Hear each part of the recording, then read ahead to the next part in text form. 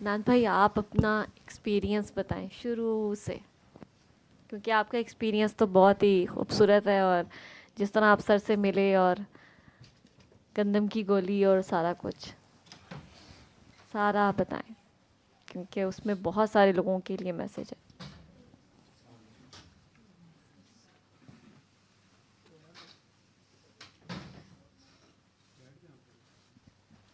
अस्सलाम वालेकुम जी। मेरा नाम अदनान रशीद है।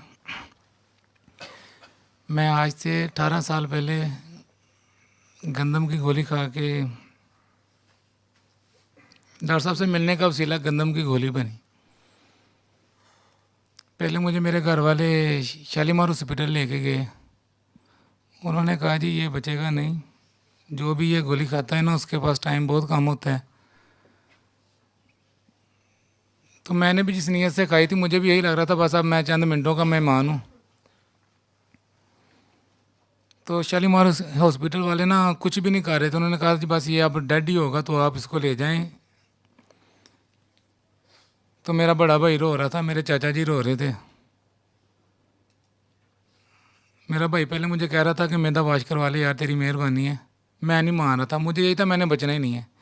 मेरे चाचा जी आए, वो मुझसे बड़ा प्यार करते हैं, हाजी मोहम्मद रफ़ीक साहब। वो जब आए ना तो उन्होंने मेरी तरफ देखा तो वो रोना शुरू हो गए। उन्होंने मेरे पाँव पकड़े, उन्होंने कहा यार तूने जो करना था तूने कर लिया, अब तेरी मेहरबानी है, जो हम करें हमें करने दे।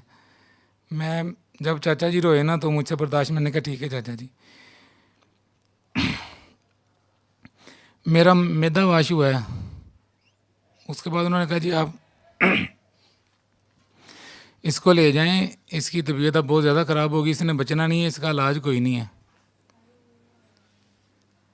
तो घर वालों ने फिर मैं जैसे मैदा वाश हुआ उसके 4 से 5 मिनट बाद ना मेरी तबीयत बहुत ज़्यादा ख़राब होना शुरू हो गई।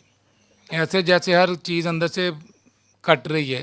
पेन बहुत ज़्यादा थी, तकलीफ़ बहुत ज़्यादा थी। मुझे ना, मैं बैठा ही था, मैं बैठा बैठा पीछे की तरफ गिर गया। तो चाचा जी गए, उन्होंने कहा जी हम कुछ नहीं कर सकते, आप इसे लेके जाना चाहते हो तो ले जाएं।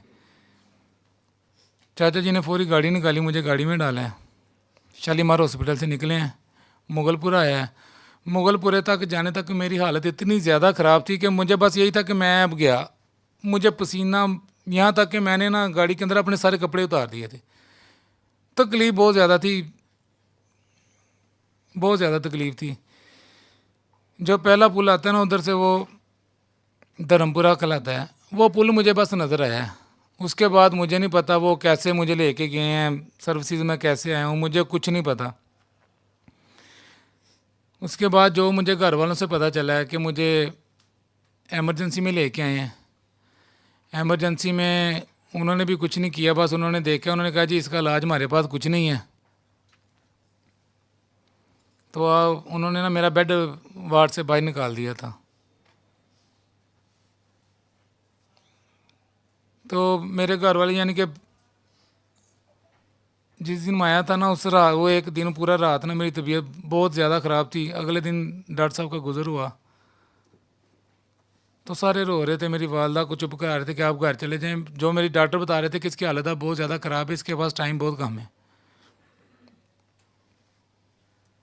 डॉक्टर साहब का उधर से गुज़र हुआ है, वो मेरी वालदा रो रही थी। तो मेरे चाचा जी कह रहे कि आपा जी ਤੁਹਾਡੀ ਮਿਹਰਬਾਨੀ, ਤੁਸੀਂ घर चले जाओ, अदनान को टाइम बहुत कम है, ਅਸੀਂ किन्नू किन्नू संभालेंगे। तो मेरी वालदा ना चाचा जी को कहते नहीं इसे कुछ नहीं होगा, ये मेरा पुत्र बब्बर शेर, इसे कुछ नहीं होगा। 2 से 3 मरतबा का डॉक्टर साहब देख रहे थे। डॉक्टर साहब ने उधर रुके हैं, डॉक्टर साहब ने पूछा कि ये क्या हुआ है। मेरे कज़न ने बताया जी ऐसे ऐसे ये मेरे मामू का बेटा है, इसने गंदम में रखने वाली गोली खा ली है। तो डॉक्टर साहब ने कहा ये जो औरत है ये कौन है। तो मेरे कज़न ने बताया जी ये उन मेरी वालदा हैं। डॉक्टर साहब ने मेरी वालदा को ऊपर बुलाया, आईसीयू के साथ ही जो कमरा उधर बैठा के मेरी वालदा से पूछा जी आप उसकी क्या लगती हैं। मेरी वालदा ने कहा जी मैं उसकी माँ हूँ। डॉक्टर साहब ने कहा आपको क्या लगता है। अमीर होने शुरू हो गई। अम्मी ने कहा मेरे बेटे को कुछ नहीं होगा। डॉक्टर साहब ने 3 मरतबा पूछा, 3 मरतबा मेरी अम्मी ने कहा जी इसे कुछ नहीं होगा। डॉक्टर साहब ने कहा ठीक है। फिर डॉक्टर साहब ने मेरी वालदा को दुआ कराई। डॉक्टर साहब ने कहा कि आप सूरह रहमान 7 दिन सारा सुने और पढ़ाई कुछ नहीं करनी, हम इसका इलाज करते हैं, आप घर जाके आप अल्लाह का तरला कर लें। अल्लाह का करम हुआ कि मेरी वालदा ने ना डॉक्टर साहब की बात को एक्सेप्ट किया। मेरी वालदा ने तो किया मेरे सारे ख़ानदान ने, मैंने पहले भी बताया कई मतलब मेरे सारे ख़ानदान, मेरे चाचा, मेरे ताया, उनके बच्चे बच्चियाँ, मेरे ननियाल, सब ने ना दिल से एक्सेप्ट किया। सब ने सूरह रहमान सुनी और रो के अल्लाह के आगे जैसे सर ने बताया, क्योंकि ये मसला ही ऐसा था, जब औलाद का दुख होता है ना या जवान बच्चे का, तो वो एक ख़ानदान पे क़यामत होती है। या किसी के जायदाद का कोई मसला बन जाए या किसी का कोई पैसे का मसला बन जाए या छोटा मोटा कोई हो ना, तो अल्लाह के आगे वैसे गिड़गड़ा के रोया नहीं जाता। जब ये तकलीफ़ आती है, ये वक्त होता है ना, तो वो आपका दिल वैसे हर किसी के लिए साफ़ हो जाता है। तो मेरी वालदा, मेरे बहन भाई सारे, मुझे बताया गया जो कि जब सूरह रहमान सुनते थे ना, तो सारा यानी कि इतना गिड़गड़ाते थे, इतना रोते थे अल्लाह के आगे। तो उसके बाद ये तो मेरे घर वालों ने किया। डॉक्टर साहब ने कहा जी ठीक है मेरी वालदा को, तो मेरे वो सारे घर में शुरू हो गया। डॉक्टर साहब मुझे आईसीयू में ले आए कि आप उसको लेके आए। घर वाले से पूछा कि आप इसका ख़र्चा अफोर्ड कर लेंगे। मेरे चाचा जी ने कहा, मेरे भाई ने कहा जी कोई मसला नहीं है, आप इसको इलाज शुरू करें, हम इंशाल्लाह कर लेंगे। उन 7 दिनों में 3 से 4 बार मुझे बिजली के झटके लगाए गए। मेरे मैदा वाश के गुर्दे वाश 3 से 4 मरतबा किए गए। बहुत ख़तरनाक सूरत हाल थी उस वक़्त के। मैं बेहोश तो था, लेकिन ना मुझे वो जो दर्द था ना वो महसूस होता था, मुझे पता चलता था, कोई बात करता था ना तो मुझे कुछ बातों का पता तो चलता, लेकिन मैं बोल नहीं सकता था। तकलीफ मुझे बहुत ज़्यादा थी। जैसे ही 7 दिन मुकम्मल हुए, 7वें दिन मैं होश में आ गया। जब मैं होश में आया हूँ तो मैंने सबसे पहले यही पूछा, मैं बच गया हूँ? मेरा कज़न मेरे पास था, उसने पूरी शोर डाल दिया जी उदनान को होश आ गई, उदनान को होश आ गई।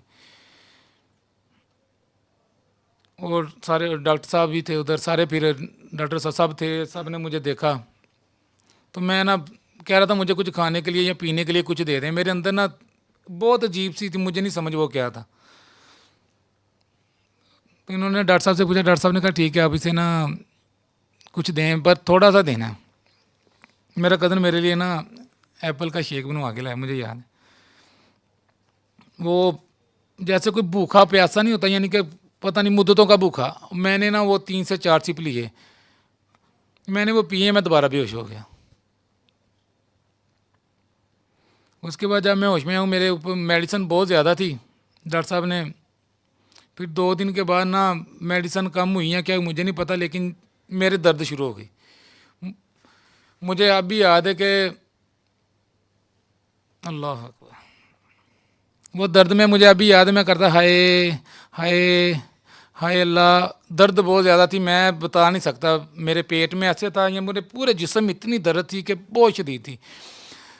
जब मैं होश में आया था ना, तो मेरा वेट था तकरीबन 120 से ऊपर ही था। तो जिस वक्त मैंने गंदम में रखने वाली गोली खाई थी ना, तो मेरा वेट उस वक्त 60 था।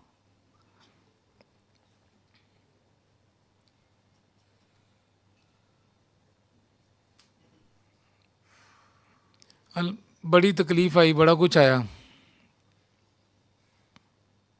1 महीना मैं आईसीयू में रहा। बड़ा तंग किया डॉक्टर साहब को, बहुत ज़्यादा। 15 दिन के बाद जब डॉक्टर साहब ने कहा कि अदनान यार अब तेरी हालत बेहतर है, अब ना तुझे वार्ड में शिफ्ट करना है, मैंने उधर ही बदमाशियाँ शुरू कर दी। मैं कहा डॉक्टर साहब जे तुम वार्ड से शिफ्ट किया ना तो मैं तो नस जाना, मैं इलाज ही नहीं कराना। डॉक्टर साहब हंसना शुरू हो गए। डॉक्टर साहब ने उस वक्त मेरे लिए एक इजाफी बेड लगवाया। मैं 28 दिन आईसीयू में रहा। अपने पाँव पे चल के घर गया। मेरे बाजू पे एक ज़ख़म था, एक बाजू पे ज़ख़म था, ये ठीक नहीं हो रहा था, और एक सर पे ज़ख़म था, वो नहीं ठीक हो रहा था। टांग में दर्द बहुत ज़्यादा थी। जो सबसे डरावनी बात थी ना, मैं बच तो गया था। जहाँ से मेरा बाजू का बाद में इलाज हो रहा था या सर का हो रहा था ना, यार तू बचते पुत्र गया, मैं तेरी मेहरबानी, शादी ना कराई, किसी दी धी दी ज़िंदगी ना ख़राब करी। वो बड़ी तकलीफ दे बात होती थी। फिर जो बाजू का ज़ख़म था वो हड्डी नीचे से नज़र आती थी। वो हड्डी ना काली होना शुरू हो गई। तो डॉक्टरों ने डरा दिया कि यार तुझे कैंसर हो रहा है या ऐसे कुछ लग रहा है। उससे पहले मैंने दुआ नहीं की थी। डॉक्टर साहब क्लिनिक पे बैठे थे, मैंने बहुत तंग किया डॉक्टर साहब को। डॉक्टर साहब क्लिनिक पे बैठे थे, मैंने कॉल की, मैंने कहा बाबा जी ये मसला है, मैंने आपसे मिलना। डॉक्टर साहब कहते ठीक है यार। मॉडल टाउन डॉक्टर साहब बैठते थे, मैं चले गया। मैं गया, जाके मैं डॉक्टर साहब को मिला, मैंने जप्पी डाली, मैंने रोना शुरू कर दिया। जब ऐसा वक्त होता है ना तो आपको पता है बंदे को नहीं पता चल रहा नोज़ी बह रही है, क्या हो रहा है क्या नहीं। मैंने डॉक्टर साहब की शर्ट भर दी। डॉक्टर साहब कहते हुए मैं ये सारे मरीज चेक करने, तू मेरा क्या हाल करता है, मैं छोड़ू ही ना। वो मुझे दिलासा दे रहे थे। मैंने फिर बताया, मैं कहा बाबा जी ये बात है, अब मैं बच तो गया हूँ, ऐसी ज़िंदगी का क्या फ़ायदा। कि मैंने कहा मैंने ऐसी ज़िंदगी गुजारनी है। मैं कहा टांग मेरी है, मैं लंगड़ा के चलता हूँ, चला नहीं जाता। बाजू का ज़ख्म है, वो कह रहे कैंसर बन जाएगा। सर पे ज़ख्म बन गया इतना बड़ा, इसका क्या करूँ। और सबसे मैं कहा जो खौफनाक बात है, वो कह रहे जी शादी ना करना, किसी की बेटी की ज़िंदगी ना ख़राब करना।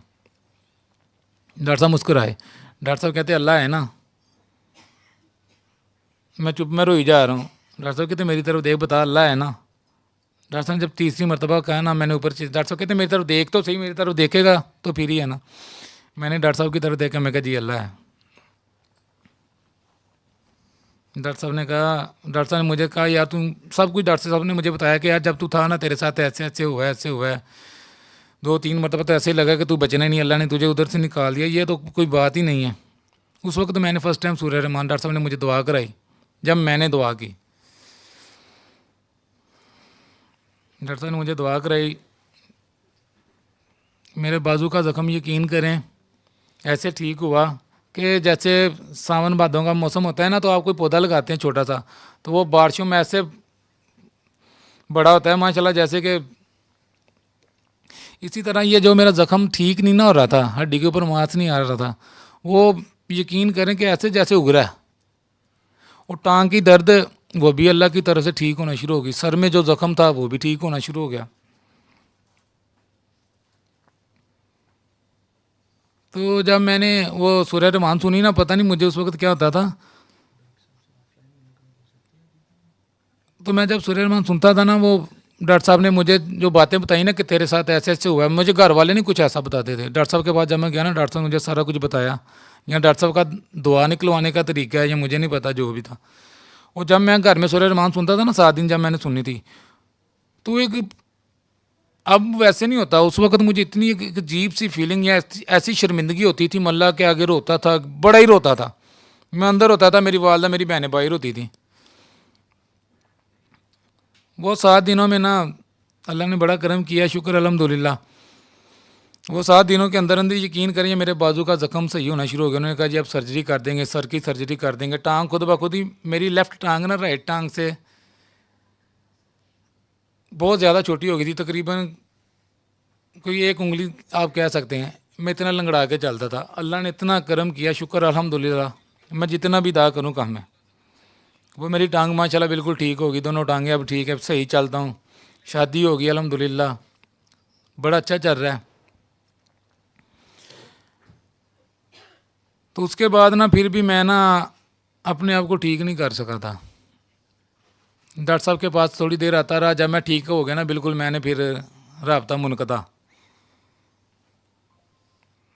फिर वही अज़ाब खाना अपनी ज़िंदगी में, फिर छोटी छोटी बातों में गुस्सा, घर में भी सबको स्यापा।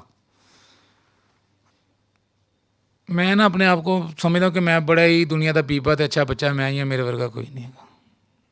कोई रॉन्ग पार्किंग कर रहा है, मुझे फ्री में तकलीफ़ हुई जा रही है।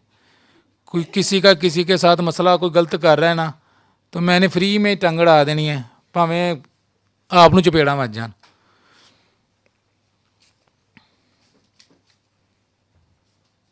फिर मैं दोबारा फंसना शुरू हो गया, मुझे नहीं समझ आई। मैं ना बड़ी अजीब अजीब हरकतें, घर में गुस्सा वही दोबारा स्टार्ट हो गया। ज़िंदगी में अपने आप को ना मैं फंसाता बड़ा ज़्यादा हूँ। कोई भी बात है ना, मैं अपने आप पे सवार कर लेता था, तो कंट्रोल नहीं होता था। फिर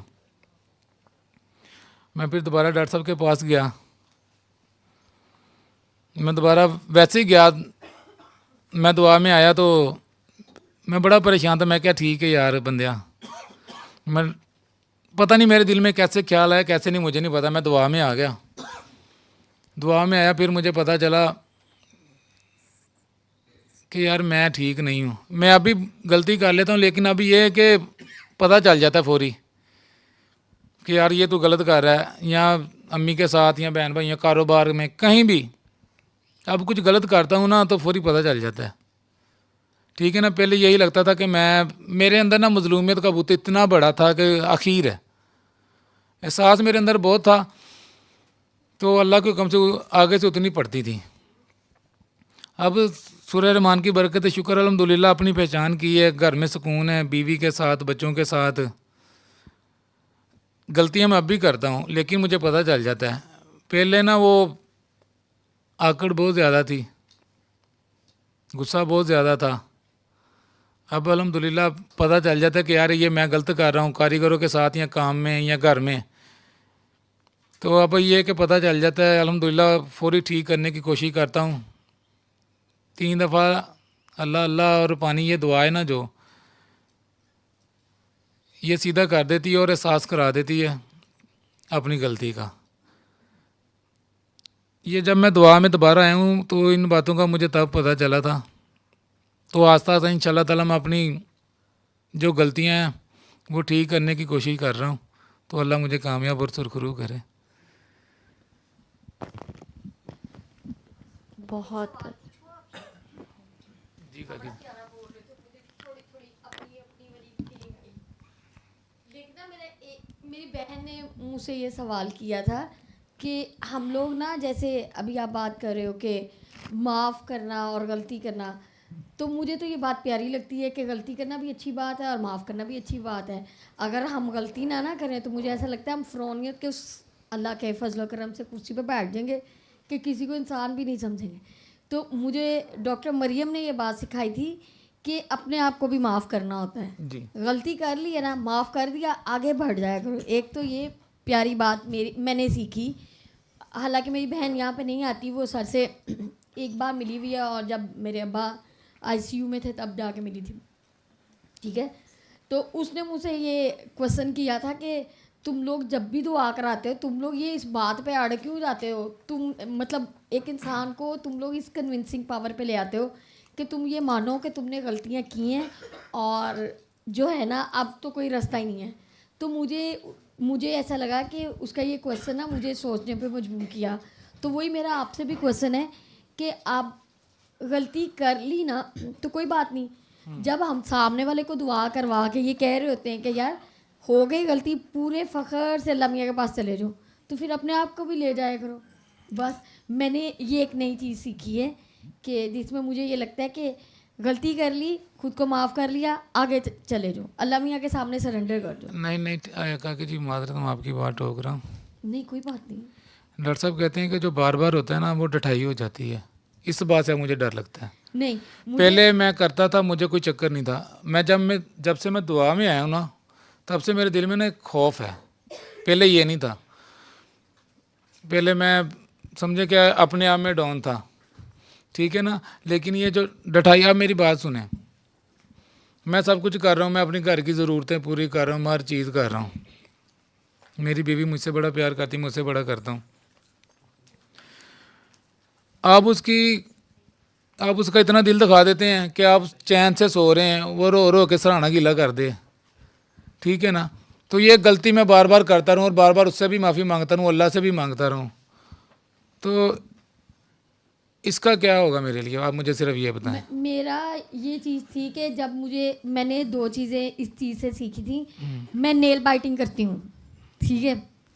अब नेल बाइटिंग करती हूँ, मुझसे ये चीज़ नहीं कंट्रोल हो रही होती। याद है एक दफ़ा कोरोना में सर ने लाइव दुआ में कहा था कि वो एक चीज़ जो आपको भी लगता है कि आप गलत कर रहे हैं, उसको कंट्रोल करने की कोशिश करो, और जब आप उस आदत पे कंट्रोल कर लोगे तो अल्लाह मियाँ सामने हुआ। अल्लाह की कसम मुझसे आज तक नहीं कंट्रोल हुआ अपनी नेल बाइटिंग की आदत पे। तो आपने अपने आप को बेहतर करने की कोशिश ज़रूर जारी रखनी है। हाँ जी। मुझे कभी कभी ऐसा लगता है कि जब मुझसे गलती होती है ना तो मैं रो के अल्लाह मियाँ के गोडे गिटे पकड़ लेती हूँ, अल्लाह जी आई एम सॉरी। तो मुझे ऐसे लगता है कि अल्लाह मियाँ से मुझसे ये गलती, मतलब एक ही गलती बार बार नहीं, डिफरेंट गलतियाँ अगर वो करा रहा है तो अल्लाह मियाँ शायद ये चाह रहा होता है कि सारा दिन मुझे पूछती भी नहीं है, तो तो इससे गलती कराऊंगा तो मुझसे पूछेगी, तो मुझे ऐसा लगता है लम्या जा रहा था मैं उससे बात करूं तो मुझसे गलती करा लेता है। ये मेरी अपनी अपनी फीलिंग है, हर एक की डिफरेंट हो सकती है, ठीक है।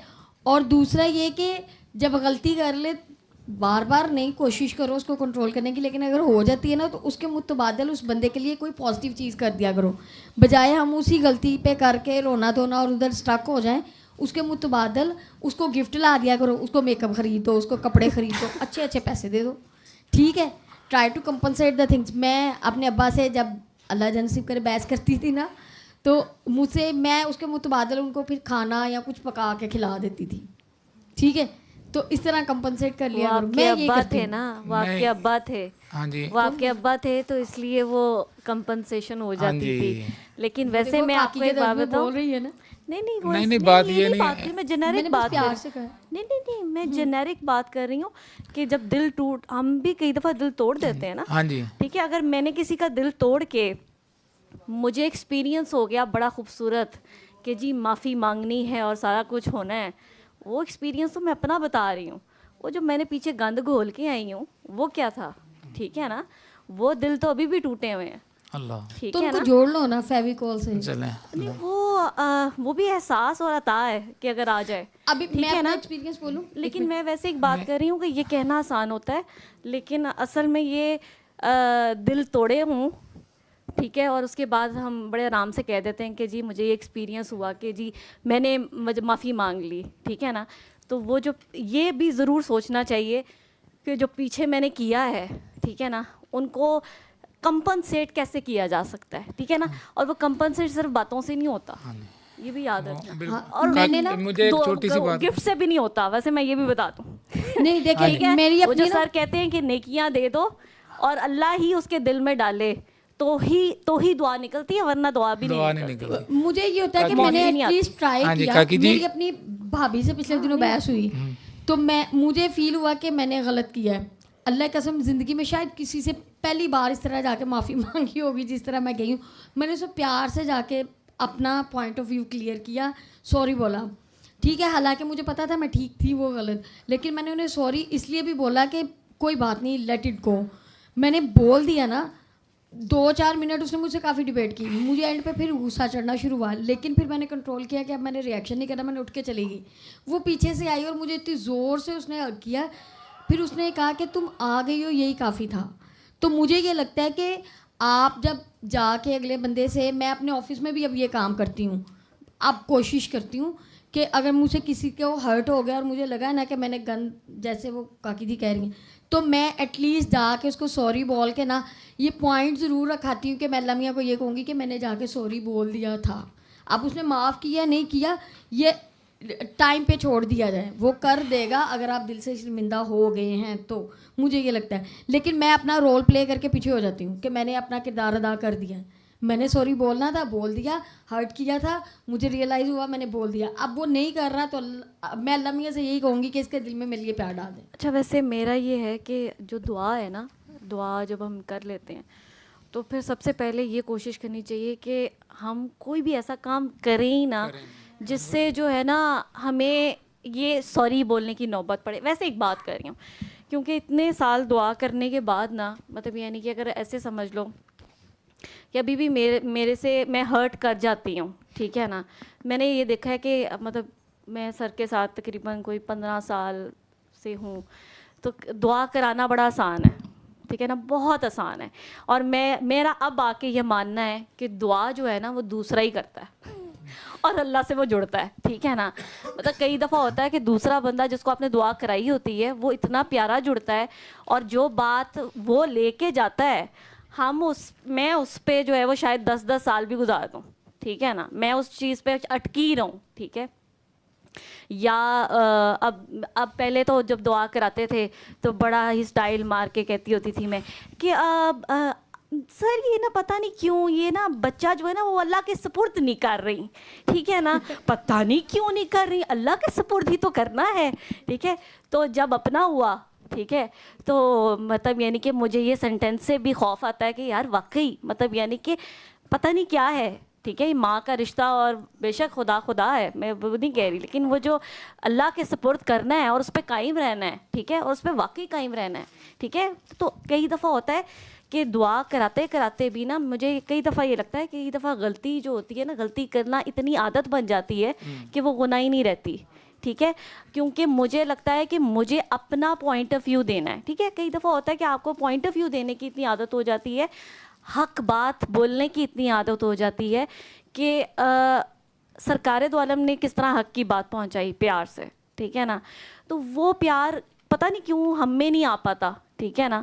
या जब हम दुआ करा रहे हैं तो वो ऑटो जो हम लोगों पे यूज़ कर लेते हैं, ठीक है ना, कि मेरा तो ऑटो चला था तो बस मैंने ना बस ऐसा बोला उसको कि सर बस मैं बोलती ही गई, ठीक है ना। और मैं ये ओवरऑल अपनी बात भी कर रही हूँ, अल्लाह माफ़ करे, आपसे नहीं, मैं वैसे आपको इसलिए देख रही हूँ कि अभी मेरी आपसे कन्वर्सेशन हो रही है, तो मेरा ऑटो नहीं रुका, ठीक है ना। तो सर बस फिर मेरा जो दिल में आया मैं बोल गई, 3-4 तो मैंने बस सुना भी दी उसको सही तरीके से, बस दिल में आ रहा था, लगता है कि वही बात थी, ठीक है। तो लेकिन वही सिचुएशन में मैं खुद जब जाऊंगी, ठीक है, तो वहाँ पता नहीं क्यों नहीं मेरा ऑटो चला, ठीक है ना। वहाँ पे मैंने वही खच मारी, मैंने वही हरकत की, बल्कि उससे ज़्यादा गंद घोल कर आ गई, ठीक है। तो कई दफ़ा होता है कि हम अपने दिल की आवाज़ नहीं सुनते। और दूसरा, मैं कई दफ़ा मिशी से भी कई दफ़ा ये बात कर रही होती हूँ, मैंने कहा यार ना हमारे अंदर ना अखलाक की बहुत कमी है, ठीक है ना। अगर अखलाक, प्यार, एहसास आ जाए ना, और अखलाक सरकार दो आलम ने, मतलब सरकार खुल्क अज़ीम की बुलंदी पे हैं, ठीक है, और हम सरकार की बातें करते हैं, ठीक है, लेकिन कितनी अजीब सी बात है कि हमारे इर्द गिर्द वाले और ख़ुसूसन हमारे अपने घर वाले, ठीक है ना, वही हमसे तंग होते हैं, ठीक है ना। और वो ये चीज़ पता नहीं मुझे समझ में नहीं आती कि ख़त्म क्यों नहीं होती है। मैं ख़ुद भी, मतलब यानी कि कई दफ़ा मैंने देखा है कि दुआ में आने के बाद 15-15 साल हम गुजार लेते हैं, 10 साल गुजार लेते हैं, 20-25 साल, जितने भी हर किसी का टाइम है। और कितनी अजीब सी बात है कि हम हर वक्त हर्ट भी उन्हीं से ही रहते हैं, ठीक है ना। मतलब मेरे ख्याल से कि सर को अगर करोड़ मैसेजेस में से अगर एक मैसेज मतलब यानी कि अवाम में पब्लिक का होगा, तो बाकी सारे मैसेज ये होंगे कि सर ये घर वाले ना बदले नहीं है, सर ये घर वालों ने मेरे साथ बहुत बुरी करती है, सर मैं खुद भी ऐसे करती हूँ, ठीक है। लेकिन ये है कि शायद मुझे लगता है कि दुआ अपनी ही चल रही होती है, किसी ने नहीं बदलना, ठीक है। अभी पिछले दिनों मुझे किसी की कॉल आई तो उसने कहा कि मेरे मियाँ ने जो है वो, मेरे मियाँ का अखलाक अच्छा नहीं है, मेरा फलाना अच्छा नहीं है। मैं कहा यार तुम उसको छोड़ दो, उसने ठीक होना का खुद ही ठीक हो जाएगा, तुम छोड़ दो, ये टॉपिक ही छोड़ दो, ठीक है ना। कई दफ़ा मुझे लगता है कुछ टॉपिक हम खुद लेके बैठ जाते हैं, ठीक है ना, कुछ लोगों को हम खुद ठीक करना शुरू हो जाते हैं, और डैमेज हम अपनी ज़ुबान से बहुत डैमेज कर जाते हैं, ठीक है। और वो डैमेज ना, पता नहीं, शीशे पे अगर दरार आ जाए तो वो दरार रहती है, उसको जोड़ दिया जाए, जोड़ने वाला तो जोड़ सकता है, लेकिन वो बात भूलती नहीं है। अब ये बातें कहने में बड़ा आसान होता है कि भूल जाते हैं हम सारे, हम कहीं नहीं भूलते हैं, हम बचपन से लेके अब तक की बातें, ट्रॉमाज हैं हमें, ठीक है, वो ट्रॉमाज ही नहीं जाते, ठीक है। तो वो बातें नक्श हो जाती है ना। मतलब पिछले दिनों मतलब कोई और हो रही थी, तो मैं सर को एक मैसेज किया, बाद में मैं शर्मिंदा भी हुई, मैंने, क्योंकि मैं सर को मैसेज करके हमेशा शर्मिंदा हो जाती हूँ। मैं यूजुअली अब मैसेजेस सर को नहीं करती इस तरह के ना, लेकिन वो पता नहीं कोई बात हो रही थी तो मुझे याद आया। अब इतनी पुरानी बात मुझे याद आई अपने बचपन की कि क्लास 2 में मैं थी, ठीक है, और मतलब मैं बीमार हो गई। बीमार क्या, मतलब यानी कि मैं बीमारी ऑफिस स्कूल पहुंची थी, तो मैंने अपनी टीचर को कहा कि मैंने असेंबली में नहीं खड़े होना, तो मैं क्लास में चली जाऊं। तो उन्होंने कहा क्लास में चली जाओ। अब मैं क्लास में जाके बैठ गई तो मुझे ना वो वापस आई, बच्चियाँ वापस आई, तो एक बच्ची आई, उसने बैग खोला और उसने कहा कि मेरे तो 2 रुपये चोरी हो गए, ठीक है ना, और क्लास में सिर्फ मैं बैठी हुई थी, ठीक है। और उसने कहा कि इसने चोरी की है। अब मैं कह रही हूँ कि मैं चोर नहीं हूँ, मैंने कोई चोरी नहीं की। लेकिन मेरा मसला ये है कि मुझे बेइज्जती बहुत ज़्यादा हो जाती है, मैं अपनी बेइज्जती नहीं भूलती। तो मतलब अभी आप बात कर रहे थे ना कि वो एक जो आप अपनी एक बुरी आदत पे काबू पाना चाहते हैं, तो पिछले दिनों मुझे ये समझ आई, जब मुझे ये बात याद आई तो मुझे याद आया कि इसका मतलब ये है कि मैं अपनी बेइज्जती नहीं भूलती, और मुझे ये बात भूलनी है, ठीक है ना। तो उसका मतलब ये है कि बातें तो दिल में रहती हैं, ठीक है ना, और आप माफ़, पता नहीं वो माफ़ी दिलवाए तो दिलवाए, ठीक है ना। पता नहीं क्या है ये सारा सिस्टम, मुझे समझ से बाहर है कि हम शायद पूरे तरीके से शायद माफ़ नहीं कर पाते अपने आप को। तो माफ़ फिर भी इंसान, मैं एक बात बताऊँ, अपने आप को भी हम ना बहुत कम ऐसे लोग होते हैं जो अपने आप को माफ़ नहीं कर रहे होते हैं, वरना यूजुअली हम अपने आप को बड़ी आसानी से माफ़ इस तरह करते हैं कि हमारे पास बहुत सारी दलीलें होती हैं, ठीक है ना। मैं अपने आप को ये दलील दे के, जो सेंसिटिव लोग हैं वो अपने आप को नहीं माफ़ कर पाते, बाकी सारे सब, कई लोगों को तो मेरे ख्याल से शायद मरते दम तक भी ये पता भी नहीं चलता कि वो कितना डिज़ास्टर डाल चुके हैं इस दुनिया में, ठीक है ना। क्योंकि वो हर इंसान जो है वो ये समझ रहा होता है कि मैं ठीक हूँ, मैं ठीक हूँ, ठीक है ना। तो वो जो मैं ठीक हूँ, मैं ठीक हूँ, मैं ठीक हूँ, उस चक्कर में जो है वो आपको पता ही नहीं चलता कि आप जो ठीक जिसको कह रहे हैं वो किसी के लिए वो बिल्कुल ठीक नहीं है, ठीक है। तो इंसान को, मेरा जहाँ तक ख्याल है कि अपने फ़ैसलों में, अपनी चीज़ों में, जैसे अभी पिछले दिनों कोई बात हो रही थी तो हम सर के वो डिस्कस कर रहे थे कि सर पेंडुलम की बात करते हैं, ठीक है ना, कि एक एक्सट्रीम से वो दूसरी एक्सट्रीम पे लेके जाते हैं। तो एक कई दफ़ा हम बहुत नेगेटिव होते हैं तो सर हमें पॉजिटिविटी की तरफ ले जाते हैं, ठीक है ना। तो ये हम डिस्कस कर रहे थे, हम टिकते नहीं हैं या वो टिकाता नहीं है। तो मैंने कहा यार, मुझे बात याद आई कि न्यूट्रॉन जो सर कहते हैं कि हो सकता है मैं न्यूट्रॉन हूँ। तो हर चीज़ कायनात की ना बैलेंस में है, ठीक है ना। हमसे बैलेंस ही नहीं हो पाता, ना रिश्तों में, ना पॉजिटिविटी में। पॉजिटिव हुए तो खीर ही पॉजिटिव हो गए, चपेड़े खाना शुरू कर दी, नहीं सर मैं पॉजिटिव हो चुकी हुई हूँ। फिर उसके बाद काफ़ी अरसे बाद जो है ना, आप एकदम से इतने नेगेटिव हुए कि वो जो अच्छे लोग भी आपके इर्द गिर्द थे वो भी गायब करवा दिए, ठीक है ना। वो हमने गायब इसलिए करा दिए क्योंकि हम एक ज़माने में बड़े पॉजिटिव रहे थे, अब हम नेगेटिव हो गए हैं। अब हमें याद आया कि हम मज़लूम हैं, ठीक है ना। और जब हम मज़लूम बने तो इतने मज़लूम बन गए कि ज़ालिम बन गए, ठीक है ना। फिर हमने कहा कि थोड़ी देर बाद हमें एहसास होता है कि यार नहीं, अब ज़रा तुनने का टाइम आ गया सबको, ठीक है ना। अब तो हमें बताना पड़ेगा कि गलती कौन कौन कहाँ कहाँ क्या क्या कर रहा है, ठीक है। तो वो करते करते फिर वो वही वाली बात सर कई दफ़ा मुझे ये बात सर करते हैं कि किसी को इतनी सज़ा दो जितनी बनती है, ठीक है ना। कई दफ़ा तुम ऐसी हरकत कर जाती हो जो कि उसकी सज़ा उतनी बनती नहीं है जो तुम दे देती हो या तुम सोचना शुरू कर देती हो अपने माइंड में। तो वो मुझे हज़रत अली की वो बात याद आ जाती है कि उतनी ज़रब लगानी है, ठीक है ना, जितनी मुझे लगी है, अगर आपने बदला लेना है तो वो तो बड़े हैं, वो तो कहते हैं कि नहीं हमने नहीं लेना बदला, बदला तो है ही नहीं। लेकिन कहने का मकसद ये है कि मुझे ये लगता है कि इस दुआ के बाद एटलीस्ट इतना हम में चेंज आना चाहिए कि अखलाक वाकई, मतलब आपके मुंह पे स्माइल हो, ठीक है ना, आप इतना तो कर ही सकते हैं, स्माइल हो। और किसी से कोई आपसे बात करे तो उसको ये एहसास हो कि यार वाकई ये सर का स्टूडेंट है, ठीक है ना। और उसका उठना बैठना एटलीस्ट ये शो करता है। कई दफ़ा होता है कि मतलब आप महफिल में बैठे होते हैं और कई दफ़ा ऐसी खच मार देते हैं, ठीक है, कि मेरे ख्याल से फिर कई दफ़ा बहुत अरसे बाद इंसान को ख्याल आ ही जाता है कि यार मैंने ये हरकत गलत कर दी है। लेकिन मेरा अब आके ये मानना है कि क्योंकि मेरी आदत बड़ी मजाक वाली थी, अब तो मैं बहुत ही कम कर दिया मैंने मजाक, क्योंकि मुझे बहुत सालों बाद पता चला कि मेरे मजाक से लोग डिस्टर्ब हो जाते थे। मैं मजाक ही ऐसा करती हूँ कि मतलब मैं अपनी तरह से मजाक कर रही हूँ, पता चला कि यार दूसरा बंदा हर्ट हो गया है, ठीक है। तो वो एक हरकत ही बुरी है। आप अपने अल्फाज का चुनाव, अब आके मुझे समझ आती है कि आपके अल्फाज जो होते हैं ना, क्योंकि मुझे लगता है कि जो इमोशनल डैमेज होता है ना वो सबसे ही अखीर बुरा होता है।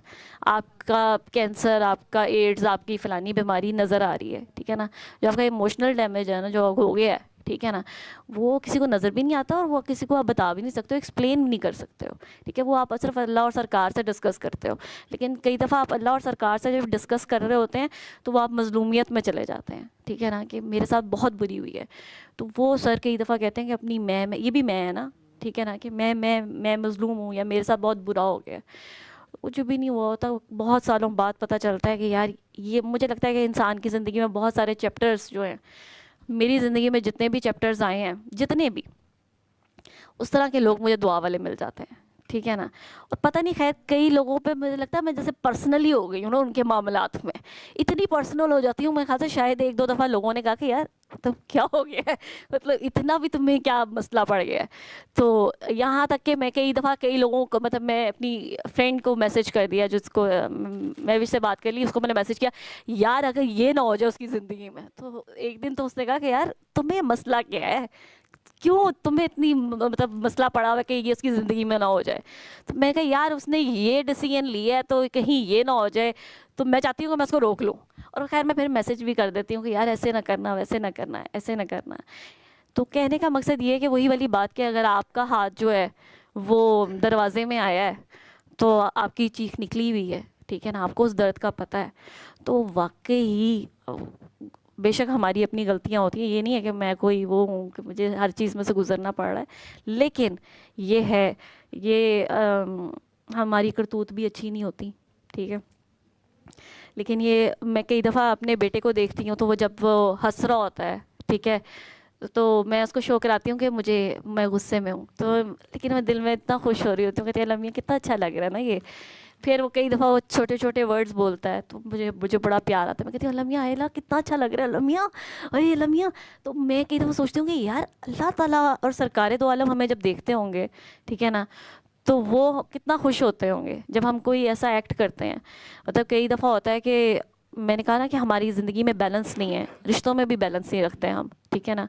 जैसे मेरा ये मानना है कि हर रिश्ते की एक अपनी जगह है, ठीक है, उसको उसकी जगह पे ही रखेंगे तो ही वो ठीक रहेगा, ठीक है ना।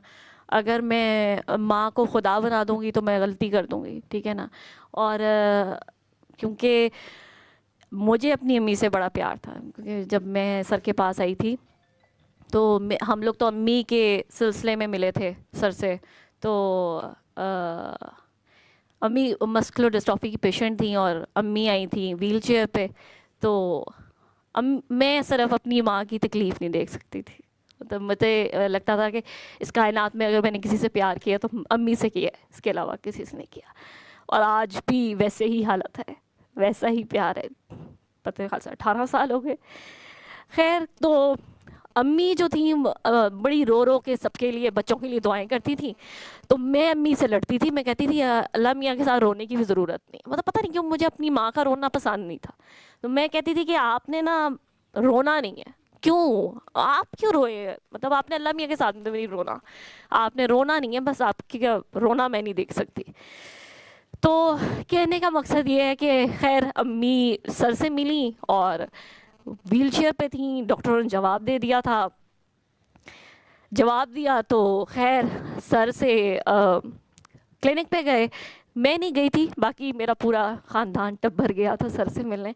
तो ये लोग गए, व्हील चेयर पे अम्मी गई, वापस अम्मी पैरों पे चल कर आई, उसी वक्त दुआ हो गई, ठीक हो गई। बाईपैप मशीन लगी हुई थी वो भी उतर गई, सारा कुछ ठीक हो गया। तो ये लोग घर आए तो बड़े एक्साइटेड थे, जैसे हम सारे होते हैं सर से मिलने के बाद जब घर जाते हैं तो एक्साइटेड, बड़े ही एक्साइटेड। तो ना इन्होंने क्या किया कि सर की तारीफ़ें करना शुरू कर दी। अब मुझे तो वैसे ना जो अम्मी की तारीफ़ करता है तो वो मुझे पसंद आ जाता था बंदा, तो उसमें अम्मी की तारीफ़ें बड़ी सर ने की हुई थी। तो मैंने कहा यार ये बंदा अच्छा है, ठीक है ना। तो सूरह रहमान की थेरेपी का बताया, अम्मी को सुनवाना शुरू कर दी, सारा कुछ किया। उसके बाद मेरी बहन जो थी उसका कोई मसला था, साइकोसिस का मसला था, वो ठीक हुआ। अब ये लोग सारे एक्साइटेड थे। खैर मैं तो सर से मिलना नहीं चाहती थी, लेकिन ना क्योंकि मुझे था कि सर सूरह रहमान की थेरेपी का बताएंगे तो मैंने तो करनी नहीं है। तो कहने का मकसद ये है कि वो खैर मैं तो सर से मिली तो उसी वक्त मैं भी ठीक हो गई हूँ। मुझे भी 2 साल का टेम्परेचर था जो बैठे बैठे वहाँ पे बैठे बैठे पहली दुआ में ठीक हो गया था, हालांकि मैंने माफ़ नहीं किया था। लेकिन मैं हैरत की बात है कि जैसे मेरी अम्मी भी मुझे फोर्स नहीं करती थी किसी भी चीज़ के लिए, मतलब अगर मेरी कोई सुई फंस गई है तो या मेरी कोई गलत आदत है तो पता नहीं, वैसे मैं हैरान होती हूँ कि वो मुझे बदलती नहीं थी, ठीक है। हालांकि मैं हैरान हूँ कि काफ़ी अरसे तक वो देखती रहती थी लेकिन बोलती नहीं थी। और सर ने भी मुझे कभी किसी चीज़ में इतना फोर्स नहीं किया कि ऐसे कर लो, ऐसे कर लो, ऐसे कर लो। खैर बताने का मकसद अम्मी का बता रही थी मैं कि अम्मी के बारे में मुझे ये लगता होता था कि मुझे कहीं ना कहीं अल्लाह ताला से ज़्यादा अम्मी से प्यार हो गया है, ठीक है ना। तो वो तो ये कहता है कि तुम्हारा ईमान मुकम्मल नहीं है, जब तक कि तुम्हें मैं अपनी जान माल औलाद माँ बाप हर चीज़ से ज़्यादा अजीज़ ना हो जाऊँ। तो मुझे मोहब्बत से वैसे डर ही लगता है, ठीक है ना, कि मोहब्बत बड़ी लीथल चीज़ होती है, ज़रूरत से ज़्यादा हो जाए, ठीक है ना, तो वो भी जज्बाती हो जाता है, कहता है नहीं ये जो फेवरेट चीज़ है ना इसको ज़रा आप साइड पे कर दें। तो वो इसलिए मुझे मोहब्बत से बहुत ज़्यादा डर लगता है। मुझे लगता है कि मोहब्बत बेहतर है कि ना की जाए किसी भी रिश्ते से, क्योंकि जिससे भी की जाती है वही वाली बात है कि आप जिसके बारे में सोचते हैं कि ये क्या नाम है इसका, इधर से मुझे रिवॉर्ड मिल जाएगा, ये रिवॉर्ड तो खैर जब आप मोहब्बत में होते हैं तब तो रिवॉर्ड के चक्कर में भी नहीं होते, बस आप कर रहे होते हैं। लेकिन खैर सल्ले अला सल्ले अला सल्ले अला सल्ले अला सल्ले अला शफीना सल्ले